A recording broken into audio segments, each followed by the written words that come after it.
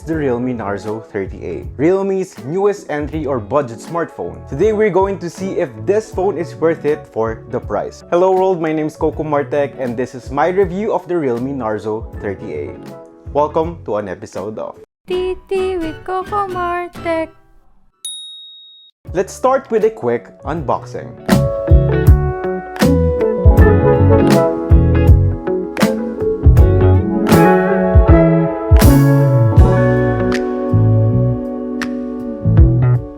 Inside you have an 18 watts fast charger brick, a Type-C cable, paperwork, a SIM ejector tool, and a screen protector that is already installed on the phone. No jelly or a silicone case included in the box. At the right side of the phone, it has the dual SIM card tray with a dedicated microSD card slot wherein you can expand the memory up to 512 gigabytes.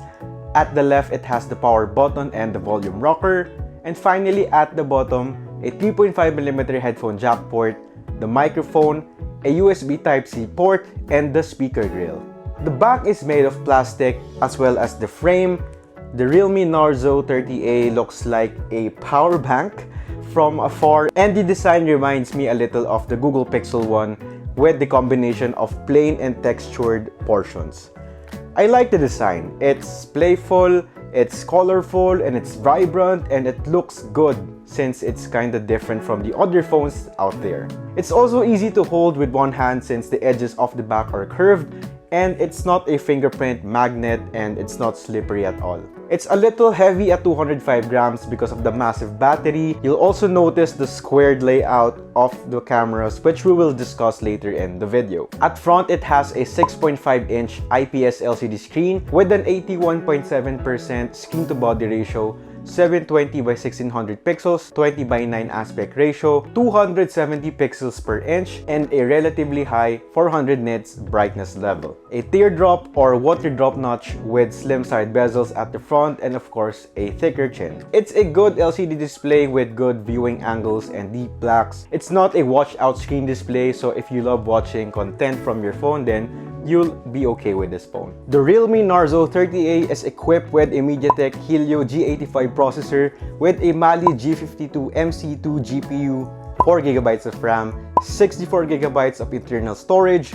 I had occasional lags and frame drops with this phone, although there's one thing that I really like about this phone, that it does not overheat even when I play 5 straight games of Mobile Legends.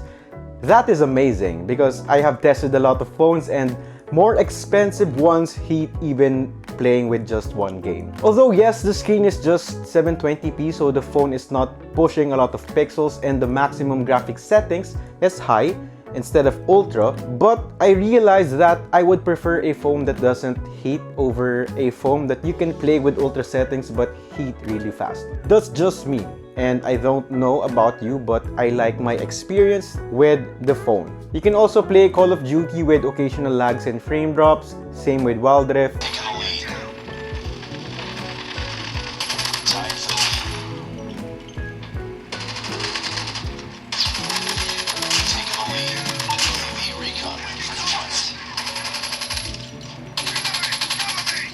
For Asphalt 9, it kind of struggled a bit, but I expected that anyway.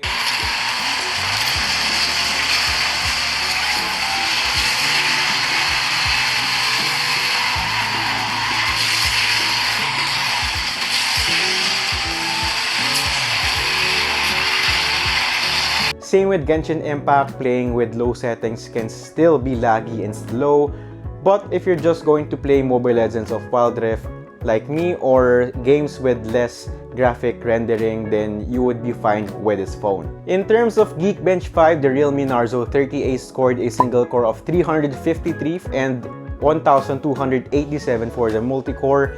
As a comparison, the Redmi 90, which is a little more expensive, scored a single core of 309 and 1348 for the multi-core. The Realme Narzo 30A is not actually a slow phone. For its price, it's kind of fast. Let's talk about the speaker quality for a while. Well, they're below average to average. The sound doesn't sound full, but it can get really loud. Anyway, here is a sample test for you to judge.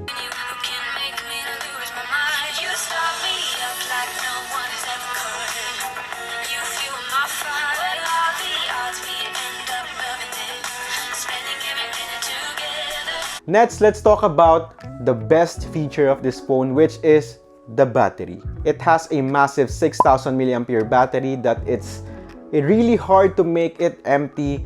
You'll definitely last a day with this phone. I was getting 5 to 7 hours of screen on time depending on how I use the phone.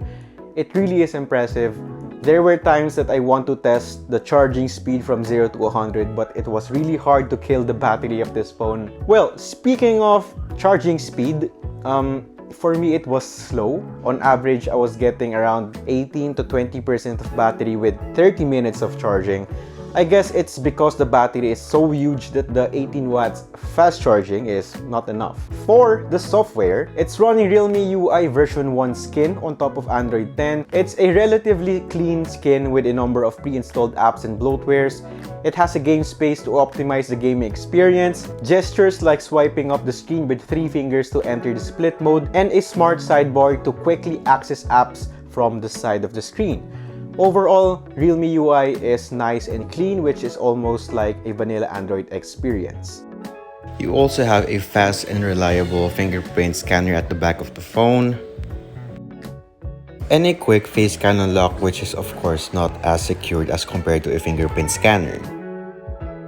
Lastly, let's talk about the cameras. You have an 8 megapixel selfie camera. For the rear lenses, it has a 13 megapixel f2.2 main wide lens and a 2 megapixel f2.4 monochrome lens. Well, that's it. No telephoto, no ultra-wide, no macro, no depth sensor. It's a weird move by Realme as almost all of the phones within the same price range have lots of camera lenses. But anyway, the photo qualities taken from the main lens is just okay too. Nothing extraordinary. Good dynamic range, more contrast applied on the photos. There's also a slight magenta hue on the skin for the selfies, but it's less noticeable with the main lens. Overall, it's a good camera lens, and you'll definitely get good, amazing photos with the camera of the Realme Narzo 30A. So this is a selfie video test with the Realme Narzo 30A, 1080p 30 frames per second. So you can comment down below the overall quality of the selfie video. And basing on the screen right here, it's pretty decent.